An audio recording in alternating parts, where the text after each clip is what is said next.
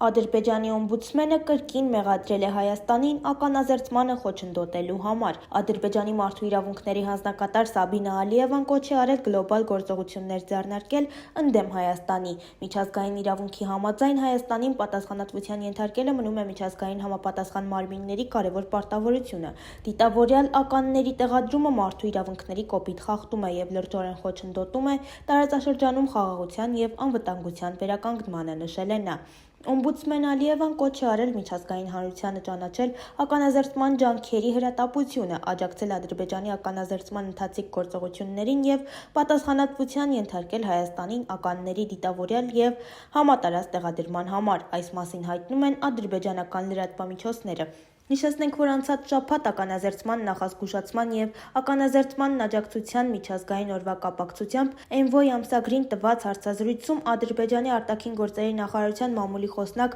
Այխան Հաջիզադեն հայտնել էր, որ Հայաստանի կողմից Ադրբեջանին ներկայացված ականների քարտեզների ճշգրտությունը կազմել է 25%, իսկ հինգշաբթի օրը Ամերիկայի Միացյալ Նահանգներում Ադրբեջանի դեսպանատան կլոր սեղան քննարկման ընթացքում Ադրբեջանի արտաքին գործերի նախարարության փոխնախարար Սամիր Փոլադովը ընդգծել էր, որ մարդասիրական ականազերծման համար բյուջեի մոտավորապես 5%-ը ստացվել է միջազգային դոնորներից, իսկ մնացած մասը Ադրբեջանի սեփական միջոցներից։